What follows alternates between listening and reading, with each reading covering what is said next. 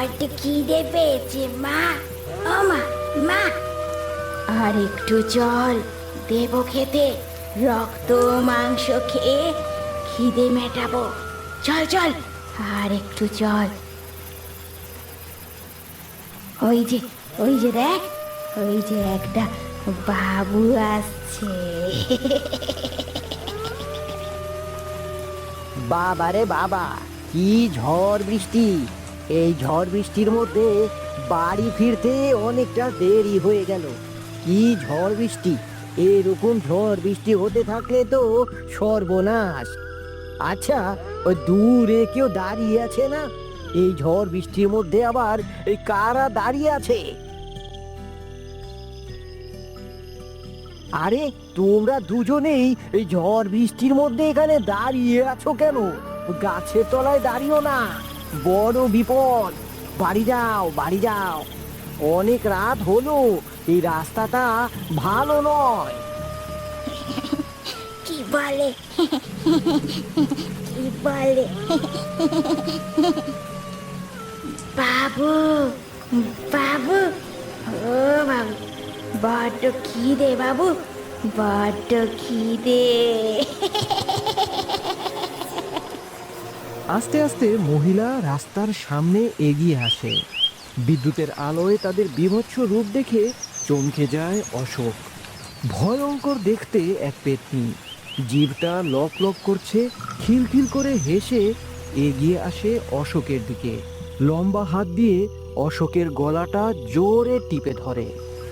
আমাকে ছেড়ে দাও, এই ছেড়ে দাও, আমাকে আমাকে ছেড়ে দাও।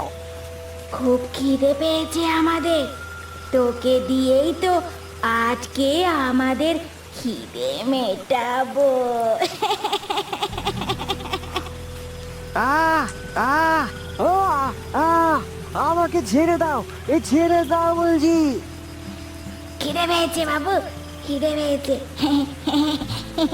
খিদে পেয়েছে, খিদে পেয়েছে।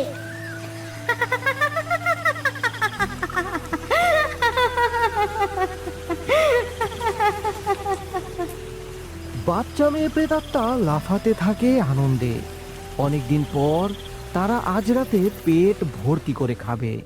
সারা রাত দিন প্রচণ্ড ঝড় বৃষ্টি হয়, প্রকৃতি একটা তাণ্ডব লীলায় মেতে ওঠে। পরের দিন সকালবেলা রাস্তার সামনে পড়ে থাকতে দেখা যায় ছিন্ন ভিন্ন করে খাওয়া এক মৃতদেহ। লোকেরা তার দেহ চিনতেই পারছে না। আতঙ্কিত হয়ে যায় গ্রামবাসী। ও মা, মা, ও মা, খিদে পেয়েছে মা। এই তো মা, এই বাড়িতেই ভিক্ষা চাইবো, বাবু নিশ্চয়ই কিছু খেতে দেবে। ও মা, ভাত দেবে তো? আমি ভাত খাবো মা, বড্ড খিদে পেয়েছে, ভাত খাবো। হ্যাঁ রে বাবা, অবশ্যই দেবে। বাবু, ও বাবু, একটু ভাত দেবে? এক মুঠো ভাত দাও না, বড্ড খিদে পেয়েছে। বড্ড খিদে পাচ্ছে, বড্ড খিদে পাচ্ছে, একটু খেতে দাও না গো, বড্ড খিদে পাচ্ছে। ওরে বাবা, এই দুপুরে লোকের বাড়িতে ভিক্ষা করছো? বড্ড খিদে পেয়েছে না? আয় খুকি, ভেতরে আয়, ভেতরে আয়, অবশ্যই ভাত দেব। এখানে বস, দুজনে পেট ভরে খেয়ে যাস। আজকে আমরা পেট ভরে ভাত খেলাম। কি করো তোমরা? ভিক্ষা করি বাবু, ভিক্ষা। ভিক্ষা করে লাভ কি? সম্মান কোথায়? কাজ করো, কাজ করো। আমার মতো মেয়েকে কে কাজ দেবে বাবু? লেখাপড়াও তো জানি না। লেখাপড়া না জানলেও কাজ করা যায়। পরিচালিকার কাজ করবে? আমার মায়ের বয়স হয়েছে, আমাদের বাড়িতে একটু একটু রান্না বান্না করে দেবে আর কি। আর আমার অফিসের বস একটা পরিচালিকা খুঁজছিলেন, তাহলে তোমার দুটো জায়গায় কাজ হয়ে যাবে। করবে? তাহলে তাহলে তো খুব ভালো হয় বাবু, খুব ভালো হয়। তাহলে স্যার, কাল থেকেই আসতে বলে দেব। খুব উপকার হলো, একদম। তুমি আমার ঠিকানাটা বলে দিও। আমি একা মানুষ, রান্না করে খেতে ভীষণ কষ্ট। বাবারে বাবা, কি ঝড় বৃষ্টি! তবে যা গরম পড়েছে, এই ঝড় বৃষ্টিতে একটুখানি স্বস্তি দেবে। ছাতা মাথায় দিয়ে হেঁটে যেতে যেতে দেখতে পায় রাস্তার ধারে দাঁড়িয়ে আছে একটি মহিলা। কতটা যেন চেনা চেনা লাগছে। আস্তে আস্তে তার দিকে এগিয়ে যেতেই অরুণাভ বুঝতে পারে এটা সেই মহিলা। আরে তুমি তুমি কাজে আসোনি কেন? তুমি যে আসবে না সেটা তো আমাদের বলে দেবে।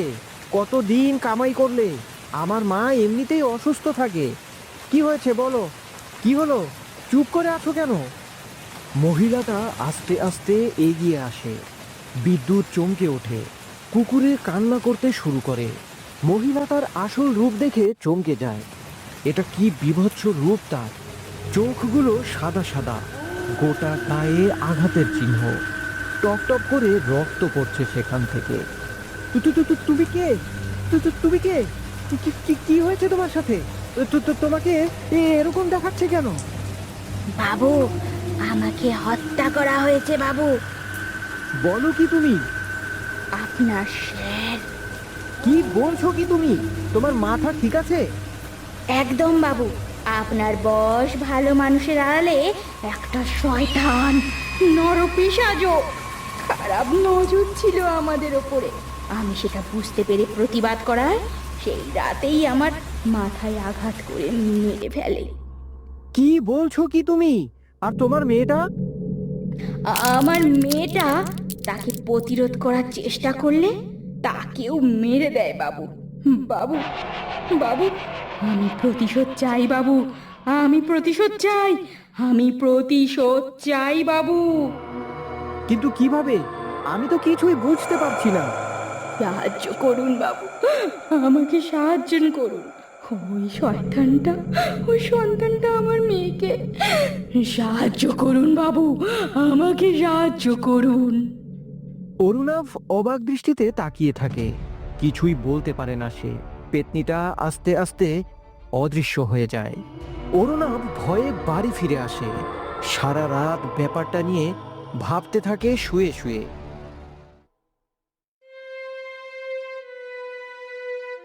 পরিচারিকাটা কদিন থেকে কামাই করছে কেন কি জানি। মানে পরিচালিকাটা ভালো ছিল না। আমার বাড়ি থেকে জিনিস চুরি করে নিত, ওই ধরে ফেলায় পালিয়ে গেছে। তাই নাকি স্যার? বলেন কি? কিন্তু আমি যতটুকু জানি ও তো অতি সাধারণ মহিলা ছিল। নয়তো কি আমি মিথ্যে কথা বলছি? আমি হাতে নাতে ধরে ফেলেছি বলেই সে আর কাজে আসে না, বুঝেছো? কি জানি কে ঠিক কে ভুল, কিছুই তো বুঝতে পারছি না।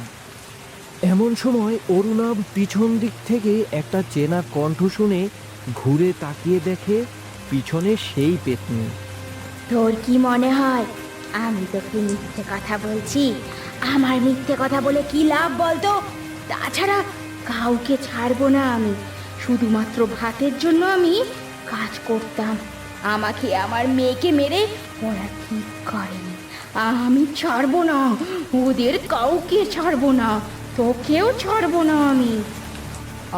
আমি তো কিছুই করিনি। তাহলে আমি তো তোমাকে সাহায্য করতে চেয়েছিলাম। জানি তো, কিন্তু আমি যে প্রতিশোধ নিতে চাই। আমার বাচ্চাটাকে আমার চোখের সামনে ওরা মেরে ফেললো। আমি প্রতিশোধ চাই। আমি আমি প্রতিশোধ চাই। আমি তোমাকে সাহায্য করব। স্যার, আজকে আমাদের বাড়িতে চলুন। আজকে আমাদের বাড়িতেই খাওয়া দাওয়া করবেন। তাই নাকি? তাই নাকি? তাহলে তো ভালোই হয়। ঠিক আছে, চলো চলো। এমন সময় হঠাৎ করে আকাশে কালো মেঘ ঘনিয়ে বৃষ্টি হতে শুরু করে। ওরে বাবারে, দেখো অরুণাভ, হঠাৎ করে কেমন বৃষ্টি নেমে এলো। হঠাৎ করে নয়, এ এক যোগসূত্র। আপনি আসবেন বলেই হয়তো বৃষ্টি শুরু হয়েছে। বৃষ্টির রাতেই তো তারা আসে। তুমি কি তখন থেকে ভিড় করছো? কিছু না স্যার, কিছু না। চলুন চলুন। দোকান থেকে বেরিয়ে অরুণাভ আর স্যার ছাতা মাথায় দিয়ে হাঁটতে থাকে গ্রামের মেঠো রাস্তা ধরে। অন্ধকার রাস্তা, কিচ্ছু দেখা যাচ্ছে না। মাঝে মাঝে বিদ্যুতের আলোতেই রাস্তা দেখে নিচ্ছে দুজনে। বৃষ্টি, কাদা, রাস্তায় ছপ ছপ করে এগিয়ে চলছে তারা। ব্যাঙ আর ঝিঝি পোকার ডাক শোনা যাচ্ছে অনবরত। কখন আসবে, কখন আসবে সে? কে আসবে? কার কথা বলছো? কি বিড়বিড় করে বলছো তুমি?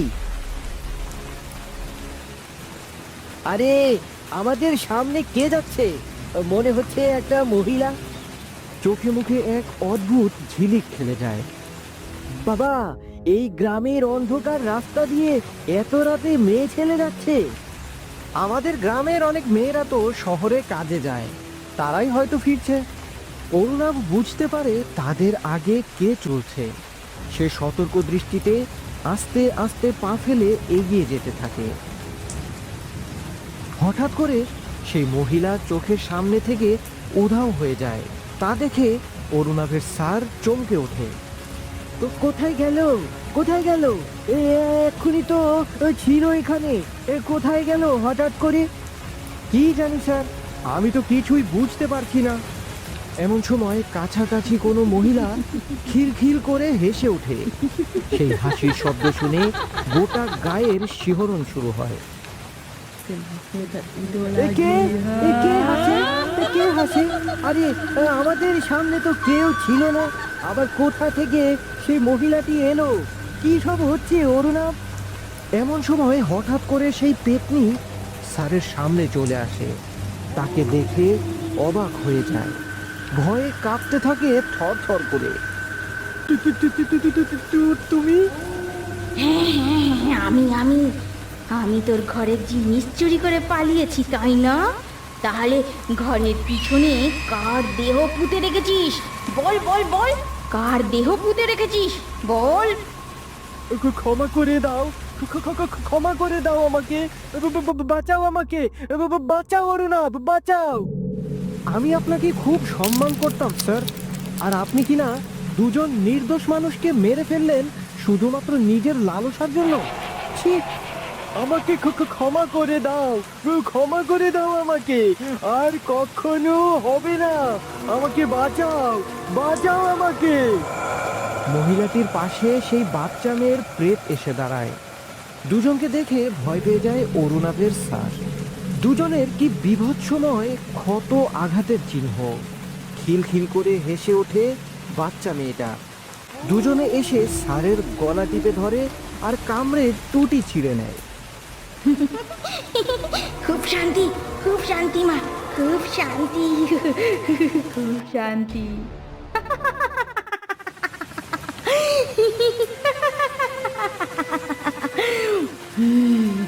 প্রতিশোধ নিতে পেরেছি, আমার মৃত্যুর বদলা নিতে পেরেছি। এবার আমার মুক্তি, এবার আমার মুক্তি। চলে যা, চলে যা তুই, এবার আমার মুক্তি। চলে যা, চলে যা। দুজনেই আস্তে আস্তে চোখের সামনে থেকে বাতাসে মিলিয়ে গেল। অরুণাভ কিছুক্ষণ দাঁড়িয়ে থাকলো অবাক হয়ে। আস্তে আস্তে বাড়ি যাওয়ার উদ্দেশ্যে পা বাড়ালো।